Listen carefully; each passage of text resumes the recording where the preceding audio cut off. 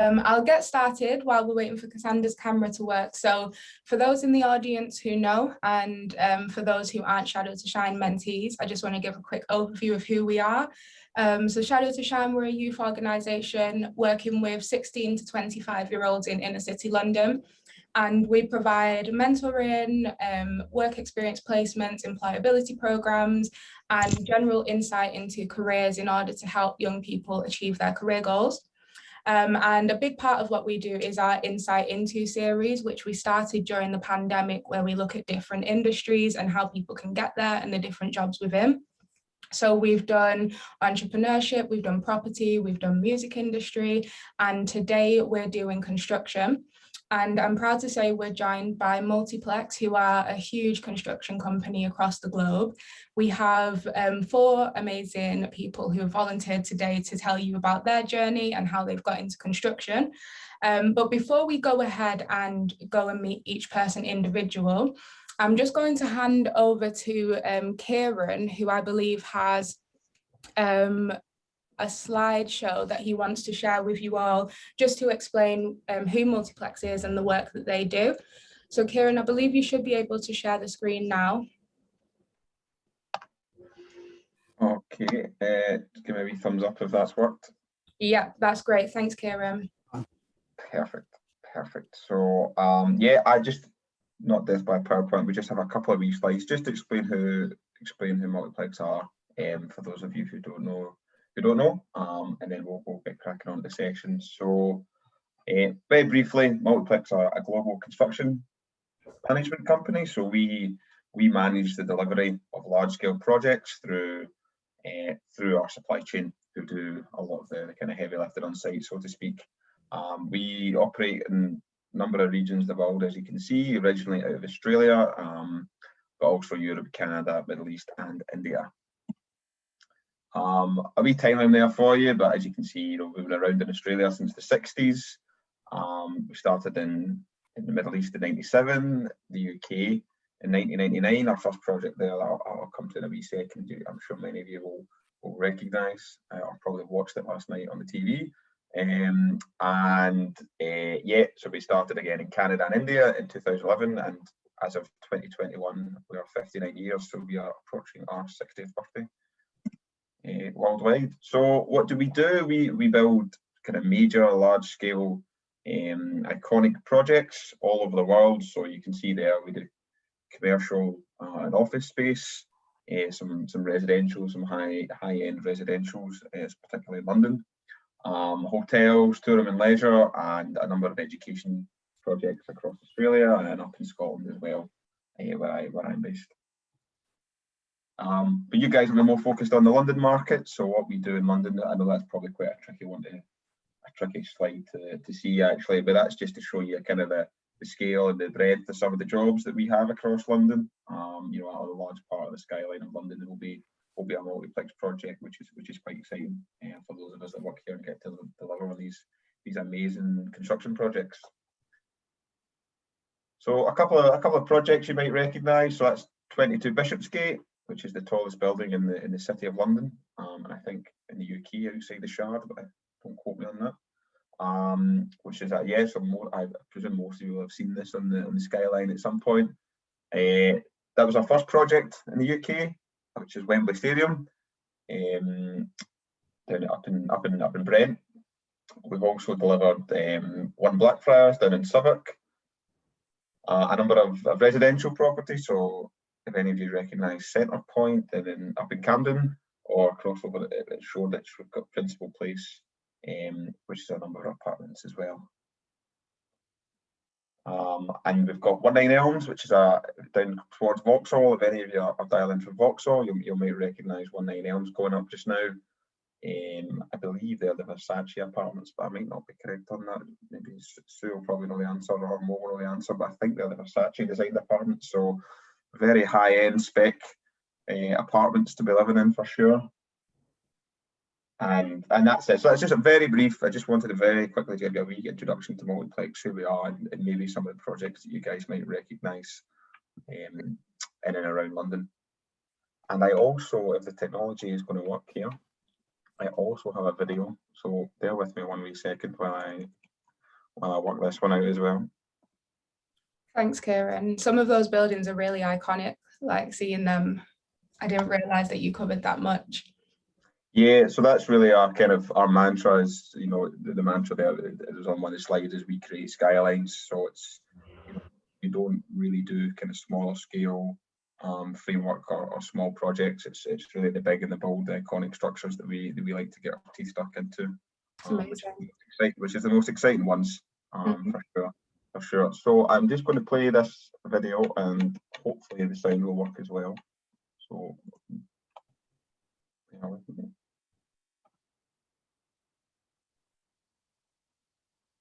is that coming across? I personally can't hear anything. Let me try again. 2 wee seconds. I'm so used to Microsoft Teams. I've worked it out now. Right, let's try that again.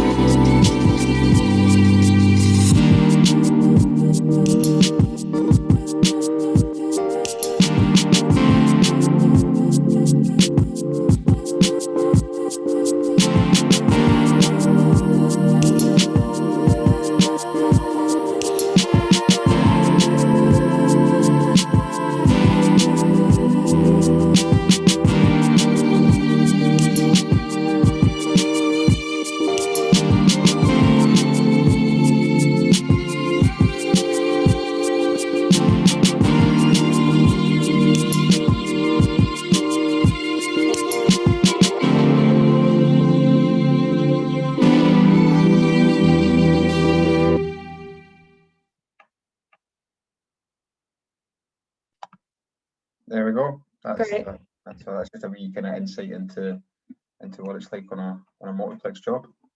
That's great. Thanks, Kieran. So what I'll do then, I'll start with you since you've already gave the introduction. But for people watching, could you explain what your job role is and what you do at Multiplex?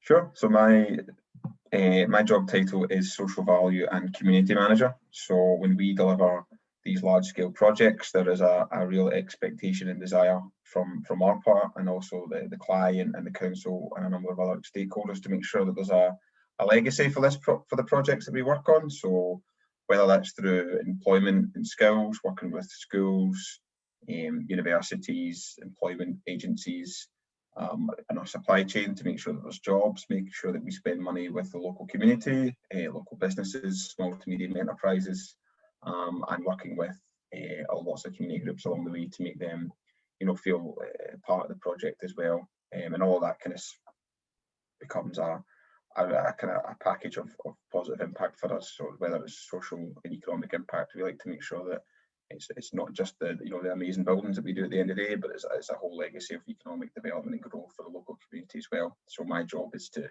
manage the delivery of that. Yeah, it's really important, because I think when people think of construction generally, they're just thinking of building the buildings, but there's so much more that comes with it as well, which is clearly what your role does. So how did you get into that? Were you always working in kind of the social development side, or were you always in construction?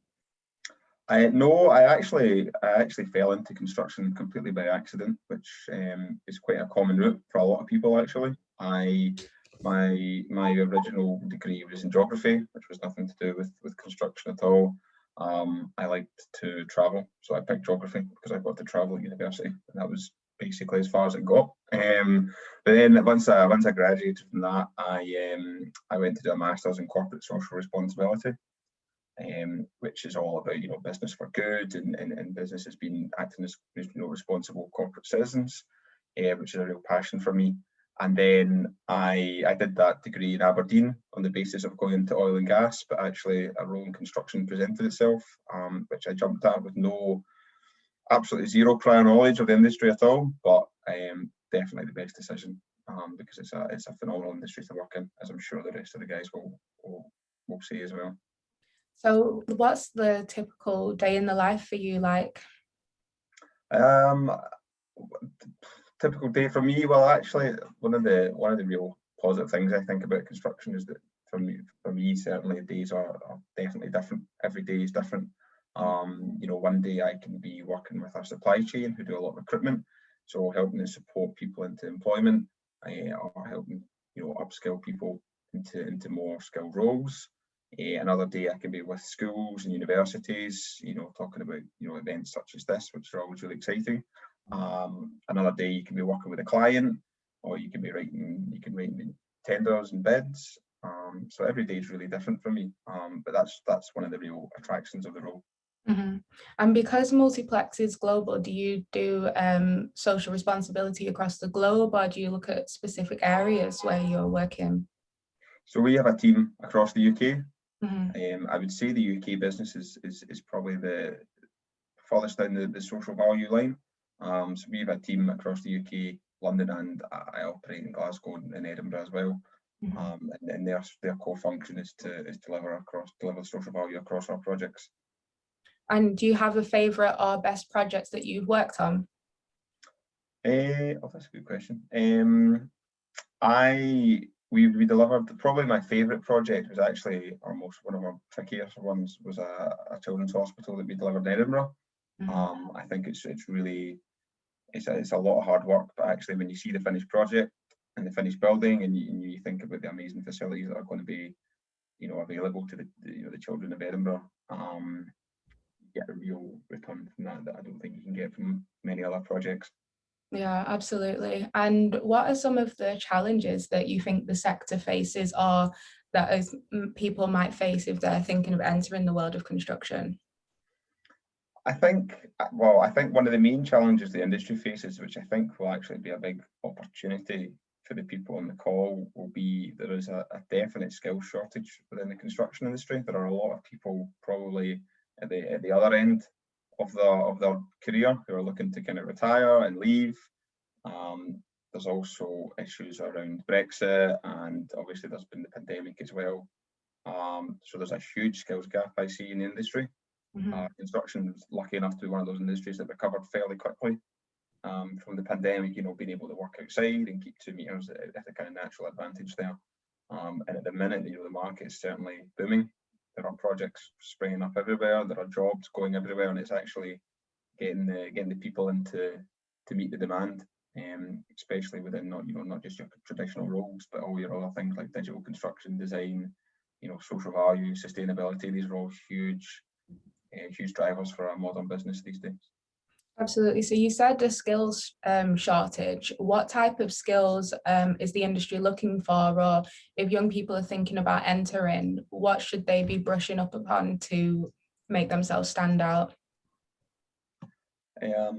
I would suggest they probably find what they want to do first. That would be the first port of call, because I do, when we do talks like this, and I always say the best advice I think you would give a young person is to get some experience in it. Because if you've decided on a course or an apprenticeship, these are all fantastic initiatives. But actually try and see if you can get a week on site somewhere and find out if you like it or not. Because we just as a kind of a side story, I once did a site visit with construction management students who were about to graduate, who'd never been on a construction site before, which I just couldn't understand at all, how they were going to be construction managers in a few months' time without ever having been on a construction site.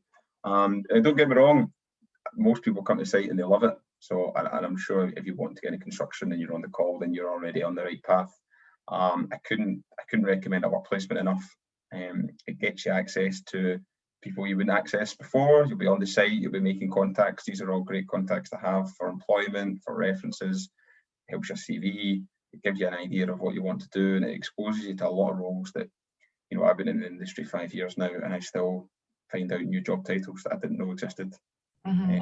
There's so many new roles out there outside of the traditional, man in high vis with spade. There probably are men with high vis using spades on site somewhere, but there's so much more than that. It's that stereotype is certainly not representative of the industry anymore. That's great. Thank you, Kieran. I'm going to move on now to Cassandra and just ask you a bit about what your role is and what you do at Multiplex, please. Hi all. So I started off studying quantity surveying in uni. So I went to Birmingham City Uni. But as part of Multiplex's grad scheme, they do a rotation every 9 months. So I was very adamant at first to stay within the QS role. But now that I'm on site, I hate to admit that I actually really enjoy it. So I'm currently a construction manager and I'm looking after a dry lining package. So dry lining is basically just like the white office walls that you see when you go into any commercial buildings, and you see the finished product, but there are so many like different layers to it and it's quite complicated. So yeah, that's what I do. Thank you. So you went down a university route, is that's what you were saying? Yeah, but I think it's a little bit different for me because construction was, like Kieran said, you kind of like fall into it. I don't think anybody ever wakes up and thinks, oh my God, I just really want to be a quantity surveyor. I can't wait. So my A levels were just like a bit random. I didn't really know what I wanted to do. So I did English Lit, History, Art, IT, and Welsh back. And again, very like creative, a bit strange. I started like searching careers within construction purely on the basis that I really enjoyed playing The Sims 3. I've been playing The Sims throughout my entire childhood. So I thought, oh, I actually really like building. But within like my year 11 and 12 summers, I did a few like courses within interior design. It wasn't for me. I did a few courses within architecture. It wasn't for me. Reached out to my form tutor and he said, oh, one of my friends owns a concreting subcontractor like company. I can get you on site. So I went on site and I was sat there doing these spreadsheets, and I was introduced to like health and safety and all of these things. And I just thought, oh, I can actually do this. And don't get me wrong, like it continuously got very like complicated and a lot tougher, but here I am. And like it just started off a bit random, and then I fell into it and I landed a job at Multiplex. So I'm still at the start of my career essentially. Right. And you mentioned something about spreadsheets, but you also mentioned a little bit about being on site. So what's a typical day like for you? Is it quite varied? So as a quantity surveyor, you definitely spend a lot more times indoors because within quantity surveying, it's a lot of commercial law. So you dabble a lot within contracts and understanding clauses and essentially what you're buying off the client, well, not off the client, what you're buying for the client and what you're charging your subcontractors. So when you do come into disputes with your subcontractors, you can whip out the contracts and say, well, as per clause, so and so, we've actually bought this off you. Or if there's confusion within the design, you can refer back to the subcontract as well to like check what you've bought. And it doesn't sound like riveting, but when you do get into a heated discussion with a subcontractor, it does make your day very fast paced. But then when you're a construction manager, you spend a lot of time on site, you spend a lot of time liaising and communicating with the subcontractors. It's a lot of teamwork. I would say being a construction manager is a lot more heated and a lot more fast paced in the sense that everybody wants to stick to their program, but we're forgetting that we're working to like a bigger program. But each trade within their subcontract has agreed dates and you can get like early completion bonuses and things like that.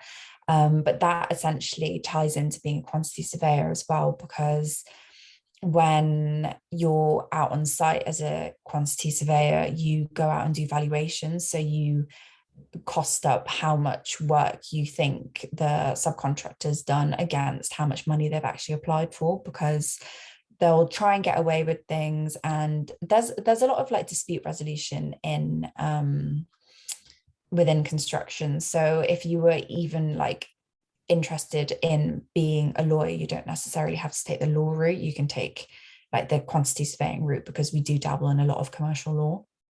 Thank you. And so that was really good what you mentioned, that there's options to do law, but I heard you talking about finance as well and conflict resolution. So what are the type of skills that people need to be building? And in terms of perhaps getting an education, do they need to study specifically quantity surveying, or are there other options? I think there is a handful of unis within the UK that do just quantity surveying, because it's quite a niche course to do. It's very specific, but I think if you were to study something like economics or accountancy, the skills are quite transferable because you're dealing with numbers on like a large basis. Yeah. Thank you. And what are some of the challenges you faced along the way so far? I think when you're working within construction, if you need to work the extra hours, you have to, because at the end of the day, you need to deliver what you promise to your client. And if you don't, it not only impacts what you're managing, but it impacts what other people are managing. So it can get really stressful at times, but as Kieran said, every day is so different. I don't think I've actually spent a day within the 9 months that I've spent with Multiplex being bored. And I think that is quite a bold statement in itself, because I have friends who have joined other grad schemes and they're like, oh my God, my days are so repetitive, I'm always sat down. But at Multiplex, they definitely like try and switch it up as much as possible. So lots of surprises, good surprises, but lots of surprises. Good. So do you have a favorite project you've worked on, or a perk of the job that makes you love it so much? Well, I've only been here for 9 months. So within my commercial rotation, I worked on 30 Grosvenor, which was the old American Embassy being turned into a really, really fancy hotel. But I think the current project I'm on at the moment is called Western Yard. So it's in Southwark, and interacting with the guys on site, the guys that I manage, and speaking to them and getting to know them and building relationships with them. I think, without sounding like super lame, I am so emotionally attached to my dry lining walls. The slightest bit of rain touches them and I'm losing it. I'm absolutely losing it, because you build relationships with the guys on site. And, you know, even though there's a language barrier, you understand that they come in and put the hours that they put in and you work so closely with them that when their work is getting damaged, you're like, oh my God, I'm so sorry. Like, as a principal contractor, we really should have put the waterproofing measures in place. And you kind of, it's a lot more personal. So I would say I'm definitely like very emotionally attached to Western Yards. Thank you. That's great. I'm going to move on to Mo now. Thanks for joining us and filling in at the very last minute, which we appreciate. Could you let people know what your job role is, Mo, and how you got into it? All right. I hope you can hear me good. Yeah. All right. My role is the floor manager or site manager. Basically, I come every day to site, trying to communicate with the subcontractors. For daily basis, we have tick sheet program to have the meetings with the workarounds, basically communicate with the subcontractors to build the dream world. That's great. Thank you. Yes. So how did you get into construction? What was your path? My background is electrical electrician. I come through the apprenticeship program for Multiplex the early 2017. So I'm done level 3 and I'm done in the management course. And then some courses to enhance my management skills. Now it's my 4th, 5th year now. I've been 2 different sites already, so it's still learning curve for me. So it's been amazing. That's great. And how long is the apprenticeship for? And what was the application process to get onto there? Application process was easy because the Multiplex, we were the team. We had good HR team, know what they're doing. Everything was a smooth one. And the program I done was electrical apprenticeship, which is 3 year for 1 day course to go to college and do 4 days on site. I've done that one for 3 years. I get the gold card, got all the relevant qualification you need to be fully qualified. Great, thank you. And what is a regular day in the life for you, and how has it changed between doing your electrical and what you're doing now? I'm still relevant. I'm on site, we still see the electricians, the plumbers. We see all these different trades we see on site every day. My different typical days come to office, do day sheet, see who's coming, what they're working, trying to manage the daily program we set for each subcontractor. Once we achieve that one, so we go back to office to have a meeting. If it's a daily, if it's a weekly meeting with the subcontractors, just to iron out anything that will come to bad as the job. Thanks. What's your favorite part of the role? There's many things that it will be time to discuss. Because we spend a lot of time on the side. We have that communication with the people from different backgrounds, different skills, different trades. So that is to have that skill, communication skill, that is most important for me. Great. And have you felt you've come across any challenges along the way that you've had to overcome? This industry is really tough industry, but to come to with open mind, to have that way you need, to have the mindset you go. The most of all, you need to have a role model. So my first couple of years, started with the management. I had to shadow manager to show me the ropes, to show me what needs to be done, the system, how to get things in order. And then still you have that role models in the office, you take to side. So it is good to have them. Yeah, absolutely. So a big part of kind of what we encourage at Shadows to Shine is to have mentors to help you along the way and progress. So who's your mentor at the moment? My mentor is all managers, my mentor, but the one I work closely is Andrew McKenna. He's my land manager and he's my mentor. That's great. And do they help you progress? Is it easy to kind of get promotions and work your way up? Yeah, there's always promotion. There's always to upgrade your skills. You do courses if you want to upgrade your skills. That is, you go to Multiplex, you got application done, so they will pull you through the system.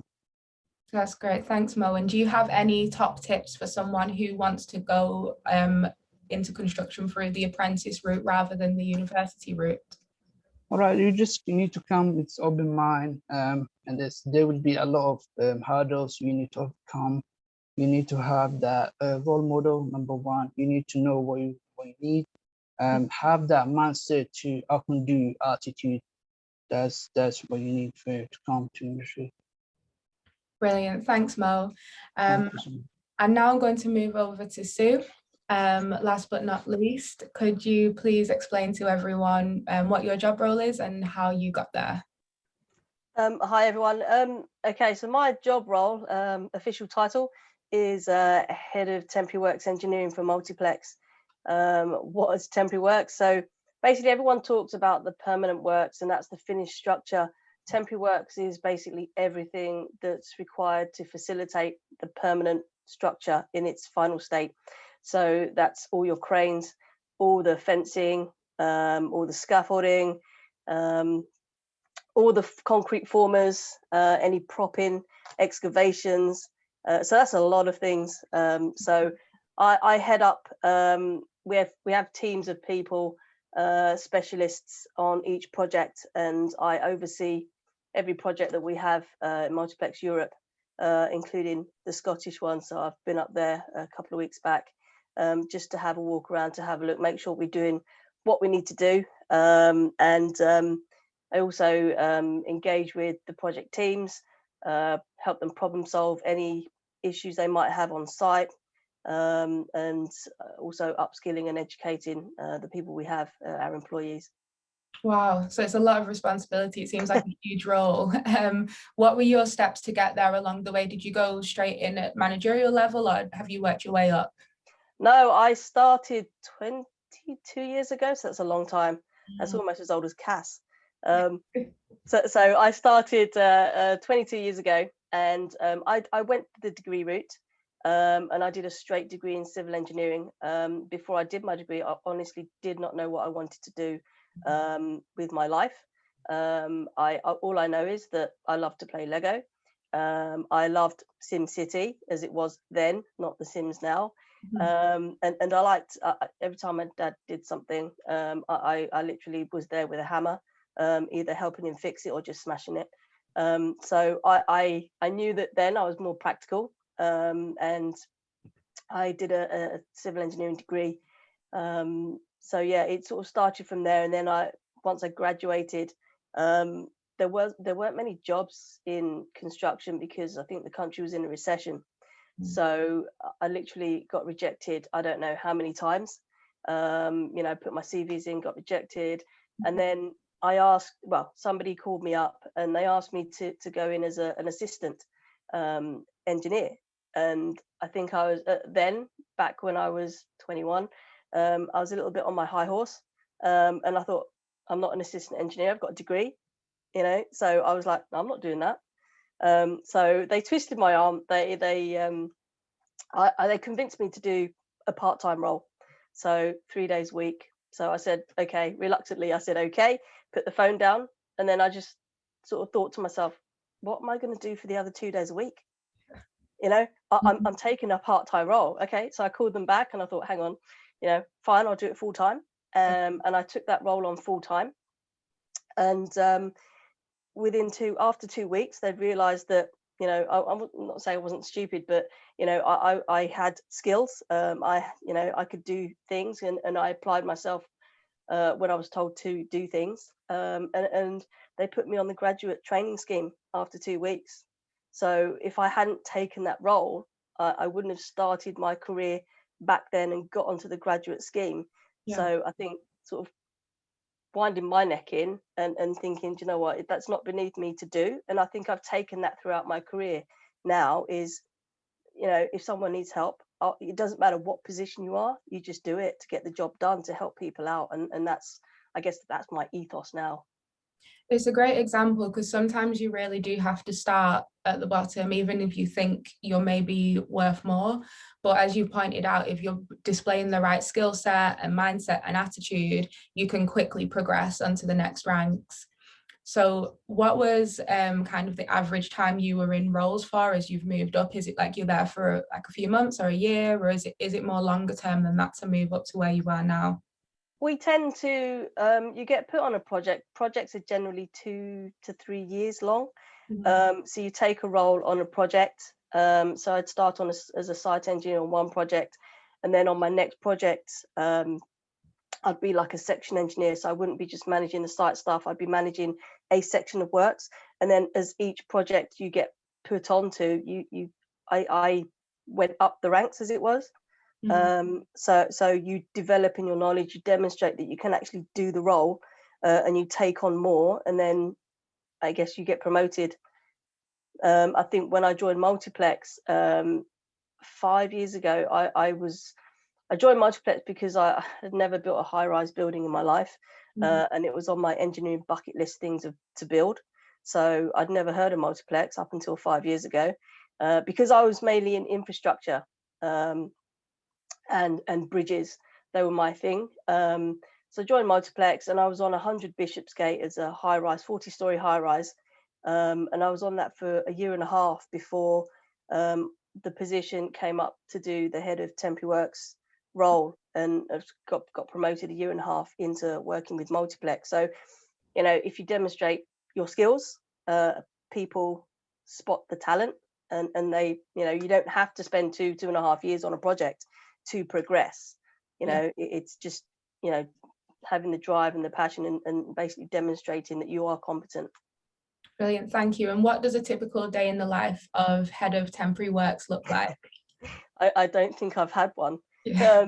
Because I think my job, I have a day planned out, and obviously Multiplex have about 18 to 20 live projects right now. So anything could happen on any one of those projects, which would then require me to drop everything that I'm doing to maybe go to a project, to help them out, to problem solve, to work on something. So, you know, I love the fact that it's not say reactive, that it's different and ever changing, a bit like what Kieran and everyone else has said. It's not, there's no 2 days that are the same. And it's great to have the variety of work. And I think, you know, for me, that's the attraction of doing what I do. And I think one of the perks of doing what I do is the fact that I get to see every Multiplex project. That's great, thank you. And what are some of the other big perks that you've had working at Multiplex, or any favourite projects you've worked on? With Multiplex, obviously the you know, building the most iconic structures that we have. I think about 2 or 3 months ago, I actually walked on the roof of Wembley Stadium, and I think, and not a lot of people can say that they've done that. And I've also, you know, I think the projects that I've been on, I've also been involved in one of the largest archaeological excavations in Europe at the time for Crossrail, and excavated, I don't know, 3,500 skeletons. And we saw I think Roman skeletons, seven of them as well. So it's things like that in engineering that I would never think that I would get exposed to, but I got exposed to that. Not that I need to see another skeleton in my lifetime, but it was really interesting, and to see what was there before, and how the archaeologists, you know, so respectfully removed the skeletons and reburied them, because, you know, obviously we have to, let's say, leave that land, but we were going to build. There was plans to build on it, so it was really good. Yeah, and I guess that's just something you never expect when you work in construction, that you're going to be excavating skeletons. If someone told you No, I don't think that I would have put that in my you know, things that I would have actually done in my lifetime, in engineering. So. Exactly. And have you had any challenges along the way? I wouldn't like to not say challenges, or we always have obstacles, but obstacles can always be overcome. if you are persistent. You know, and there are people around there, you know, around to help you. You know, I'm female, I'm in construction, I'm an engineer. You know, that's not say already an obstacle, because it's a male dominated industry. But you do have support around there. You know, Cass is very passionate about that, and we're driving, you know, change, or, you know, women, to get more women in the industry. And as you know, Kieran touched upon, there is a skills shortage, and it's probably the perfect time to get into construction, not just to be out in the field, but to do digital engineering, to do, you know, planning, legal, and there's a whole load of things that, you know, you can get into.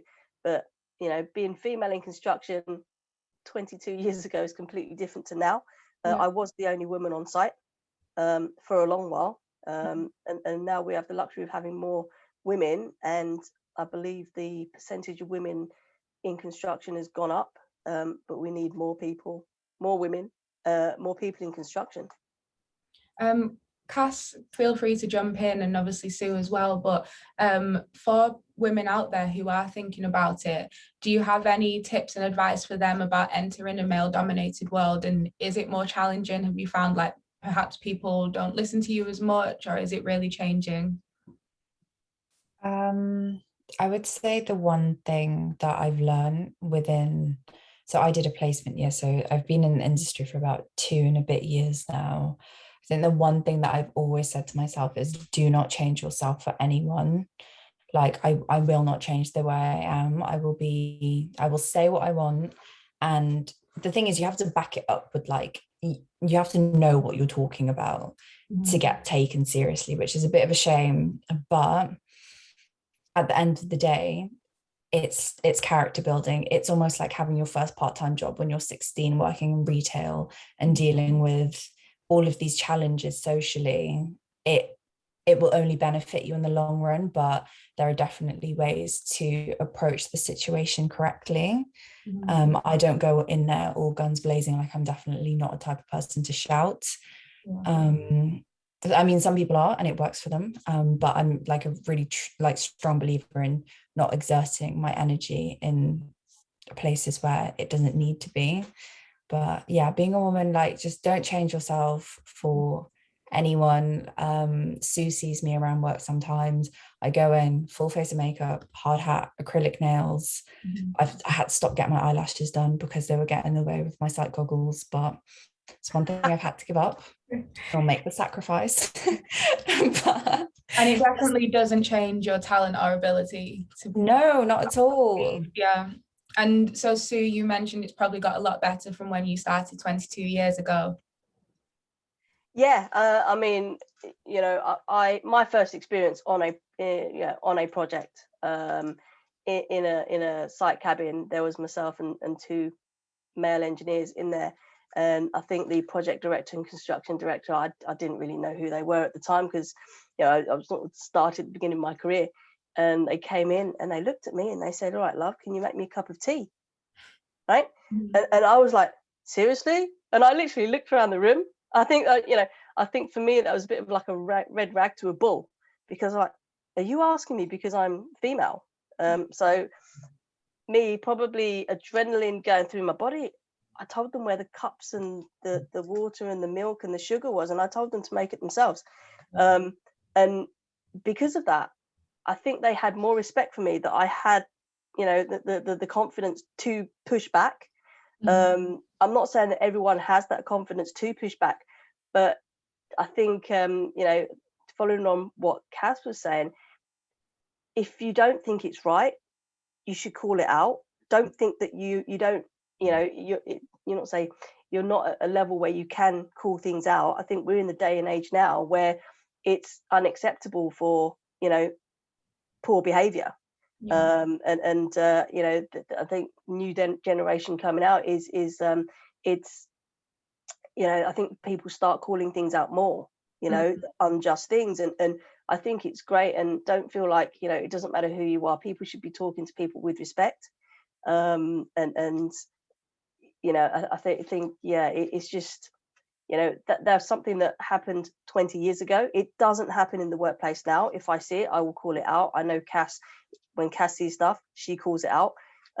So yeah, it is completely different, but I don't want people who are coming into the industry thinking, I'm female, I don't belong. You're female, you do belong.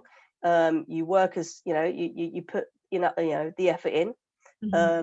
You're passionate, you're very driven. You can do the job as well as your male counterparts. Thank you. And before we go, as well, you end up doing your job a little bit better as well, because the male and female brains, we pick up on different things. So you can use being a woman to your own benefit. It's a beautiful thing to be. Yeah, definitely. No, and it's really nice to hear that there's steps in the right direction and things are changing in the industry. And Sue, just before we go on to some questions that we have been sent in here, I know you've worked a little bit in recruiting new people as well. So I just wanted to know what you think it takes to make it in the construction industry and what type of skills you look for in young people who are joining. So I think obviously everyone pays so much attention to a CV. I take CVs with a pinch of salt because people can big up CVs but not back it up. If I see a CV before I discard it, I'd like to have a conversation with that person to get a feel of who they are. You know, you could write the best CV but not be able to communicate with people. You could have, you know, you could be like a straight A student. I'm not, but you can be a straight A student, but that doesn't mean, I'm not saying you don't have common sense or, you know, you can't apply yourself practically. I think for me, it's more about having the passion, you know, the drive and the determination, I guess the willingness to listen, and just to go out and do what you want to do. So that for me, you know, the best, not to say if you're an engineer, if you want to go into engineering and be an engineer or a construction manager, I honestly believe that you do not need to have a degree in maths. You know, we've as an example, I recruited an apprentice, not for Multiplex, but we taught him everything, you know, how to use AutoCAD, how to read drawings, how to look at things on site. You know, he went from an apprentice to a site manager. He's now a construction manager, you know, and he's just bought a house. You know, he never thought in a million years that he'd be able to even get to that position, you know, but with the right, you know, the right coaching, the right people showing you, you know, anyone can do anything. And I think don't put so much emphasis. I don't personally put that much emphasis on a CV.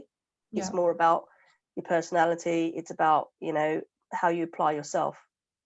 That's really good to know. It's really good. And I think we try and emphasize that as well with the young people we work with, about building confidence, leadership, communication, because those are the transferable skills that will make you succeed. I just want to go on now to the questions because we've had a few come in the Q&A. Kieran, there's one here specifically for you, which says, how big are the social value teams usually? And can you go from being a surveyor to a member of that team, for example, as I think you said you actually studied social responsibility? Yes, you certainly can go from being a QS to the social value team. I think that would be encouraged, actually. We do need some commercial mind on our team because we often are the ones spending the money rather than saving the money within Multiplex. So I'm sure that would be looked on favourably. So our social value team it's fairly small, but actually you certainly don't need to study social responsibility. I think actually I'm the only one in our team that has studied social responsibility. They've all got a various range of either degrees or non-degrees and have joined the industry through, you know, all the other routes that are available. In actual fact, I think if we all studied the same thing and worked in the same team, that would probably be a bit dry and boring, and nobody would bring any new ideas or innovations to the party. So, you know, we recruit through, you know, upskill from teams within Multiplex. The latest member to our team joined from he joined from the tourism and hospitality sector, but actually he was really good with people and really good at communicating. So that was a skill that we saw as a real advantage for us. So there's certainly no fixed route. And in terms of, I'm presuming this is coming from someone who would kind of like to get into that kind of role. And I would say the opportunities are only going to get bigger in this kind of field.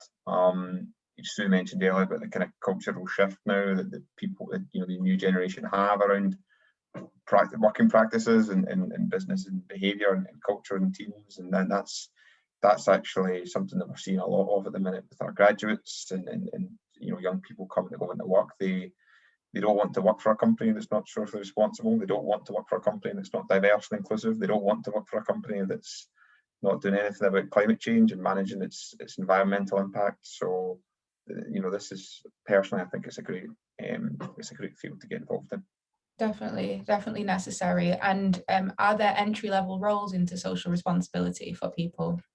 Yes, certainly. So I started as a coordinator. So just that's probably the lower rung we have at Multiplex, but I know that there's, you know, in different companies within the industry, I think there's kind of other similar assistant coordinators, assistant things like that. And then after a couple of years as coordinator, I was made manager. And there's also a kind of senior manager role, and you can go up to head of department and all that kind of stuff. So there is a good progression right there. Probably touching on what Cassandra said, is the ability to move departments is actually very useful as well. So Andrea, our colleague, she was originally in health and safety, now she's in social value, and there's the ability to kind of chop and change, which is really exciting. Brilliant, thank you. And there's another question I'll just put to the floor for anyone who wants to jump in. But they said, I would like to know how quick job progression is once you are working in construction. Is it very hard to move up? I know we kind of covered it, but please do reiterate. I mean, I think I mentioned it when I did my little talk and answered some questions.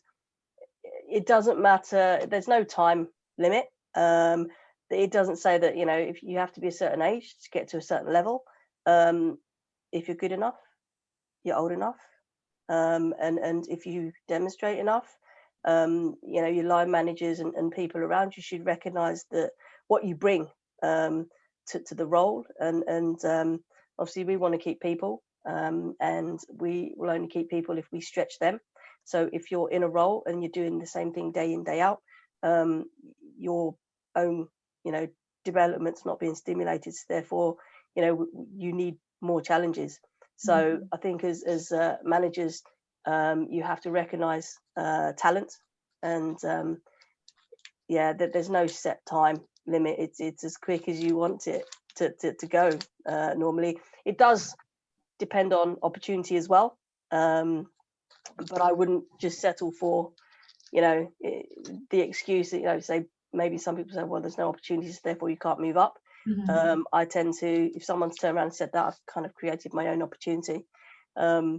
So yeah, there's no time limit. It's whatever you want to go for, and how much effort you put in. It's the world's your oyster, basically. Thanks, Sue. I definitely agree with you. And there's one final question, unless any of the audience want to put another one in before we end, but it's aimed at Sue and Cass, and they said, I like the sound of getting more girls into construction. Are there any places or projects specialising in this that I could get involved with? So I'm assuming this is a young lady who's considering a career. So I think if the first thing I would do is make a LinkedIn account. LinkedIn is so handy for joining the industry. It's great to see what other women are doing. It's great to see where they're all at different ages and at different stages within their life. I have LinkedIn, Sue has LinkedIn. I'm sure that all of us within the panel here would be more than comfortable if you reached out. We would happily bring you on site and see what we could do for you, and just like introduce you to our work environment and see whether it's something that you want to do, because as Kieran said, you won't know until you actually experience the hustle and the bustle of a site, because it could be really overwhelming or you could absolutely love it. So I think that would be a really good starting place. And then if you do like it, we can start like a whole mentoring thing and make it, you know, we can start like essentially narrowing where you want to go, so we can start putting you into your specialist choice, really. That's great, thank you.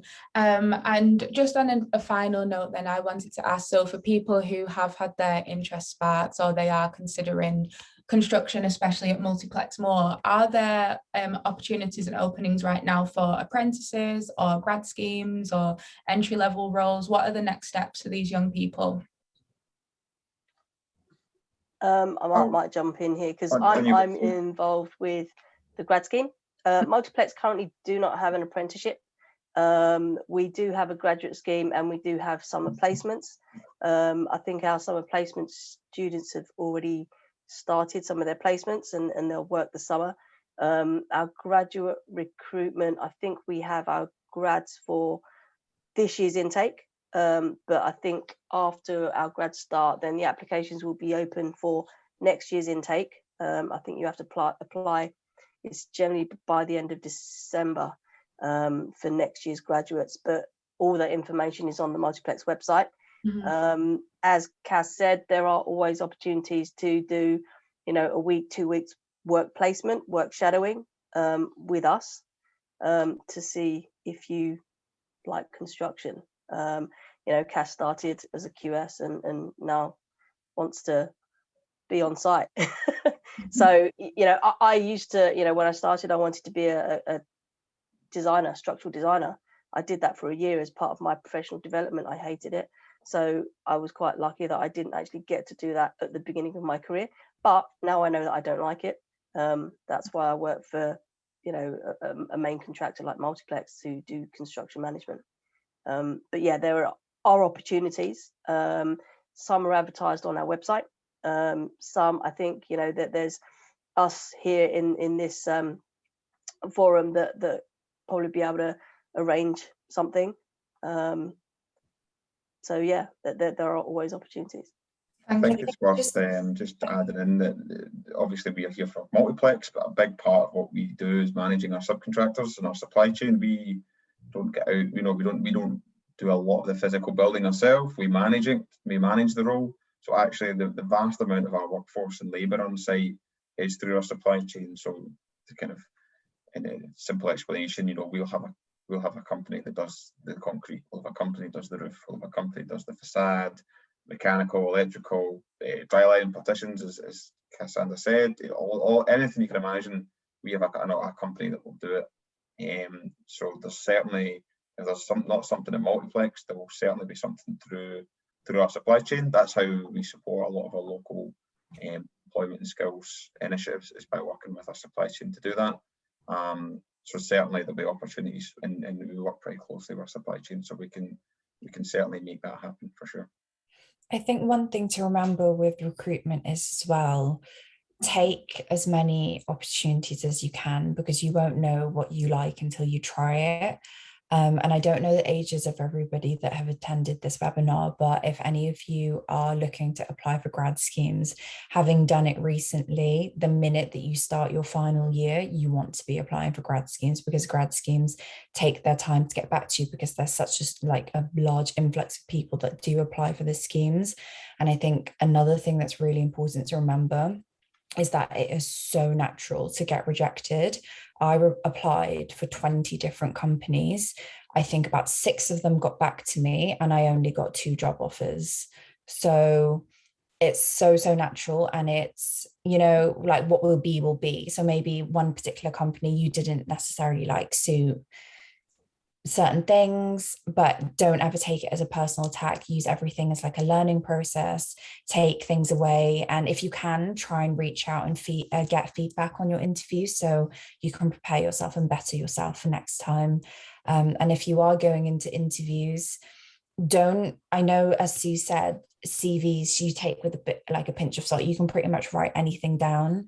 don't go in there and be a robot. Don't go in there and think I need to be someone that they want me to be. At the end of the day, they're asking to interview you for you. So be as relaxed as you can. I know it's so much easier said than done, but just try and be yourself, show off your personality, show off what you can bring to the table. And don't get disheartened, just like keep on going, because there are so many jobs available within this industry that eventually you'll land something. And when you do, you'll more than likely love it. That's a great piece of advice. Thank you, everyone. We've came in right on time. So thank you all for your contributions and giving up this time on your evenings. If it's okay with you all, to all the attendees that have signed up, I'll send out your LinkedIns or work emails for people to reach out, because I know people are quite interested in getting mentors or visiting sites. But I appreciate all of your contribution, and obviously Multiplex for working with Shadow to Shine. I hope everyone who has been watching has enjoyed this and found it informative. And please do just reach out if you have any other questions or need any support entering the industry. Perfect. Thank you very much. Thanks very much. Everyone. Bye. Thanks. Bye.